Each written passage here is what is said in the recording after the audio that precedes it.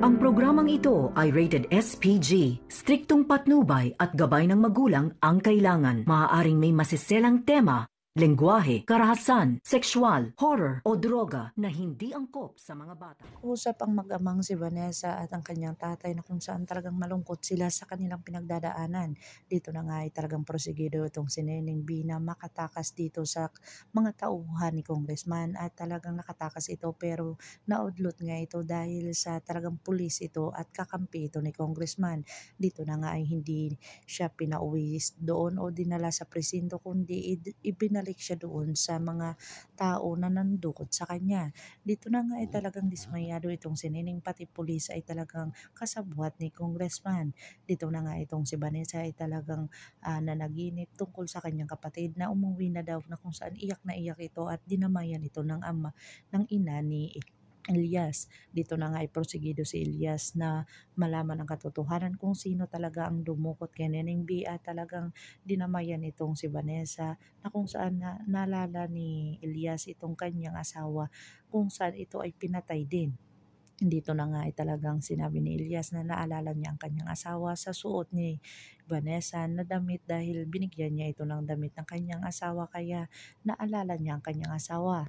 Pero sinabi ni Elias na talagang hindi niya na maibabalik ang kanyang asawa kung saan si Neneng B ay kailangan or babalik pa ito sa kanila ng buhay at ligtas at walang galos sa sarili dahil alam ni Elias kung ano ang mga ginagawa ng mga tauhan ni Congressman kung saan talagang minamolestya ang lahat ng mga babae. Dito na talaga prosigido itong si Elias Black Rider na talagang tulungan itong si Vanessa. Dito na sinabi ni Elias dito kay Vanessa na talagang maghahanap sila ng tulong o talagang magpapatulong at hindi sila pababayaan ni Black Rider na tulungan na hanapin itong si Neneng B. Dito na nga prosigido itong si Black Rider na tulungan sila kung saan talagang lulusubin at nalaman nilang anak ni Congressman ang dumukot kay Neneng B at talagang prosigido ito na madampot itong kanyang anak. Dito na kinausap ni Elias or Black Rider itong kanyang kaibigan na talagang buksan ang cellphone na iyon dahil ito lang ang magpapatunay at talagang pruweba nila at ebidensya nila dito sa kay Congressman. Dito na nga nakita ng positibo itong si Congressman at kung saan talagang nakita itong pulis na talagang inawat or talagang hinihila itong si Neneng B. Dito na nga ay talagang maglalabas na sila ng warrant of arrest at talagang susugurin na nila ang bahay ni Congressman kung saan talagang si Elias ay talagang nasaksihan niya kung paano malalagay sa alanganin ang buhay ni Benji dahil sa talagang ipapatay ito dahil isa itong ebidensya sa kanila. Dito na nga ay napagtagumpayan nilang takasan ang dalawang tao na namaril dito sa kanila ni Benji kung saan talagang nakita ni Elias ang tunay na katauhan ng mga tao bumaril sa kanila.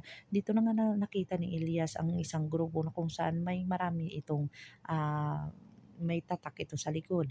Dito na nga kaya makikita ni Elias ang tunay na grupo na kung saan talagang kikitilin niya ito. Pakakabangan at mababalik kaya itong si Neneng B sa kanila na ligtas. Pakakabangan ang mga bagong yugto ng Black Rider. Kung bago lang po kayo sa aking channel, please like, share, and subscribe para ma-update po kayo sa mga susunod pa. Yan lamang po at maraming salamat.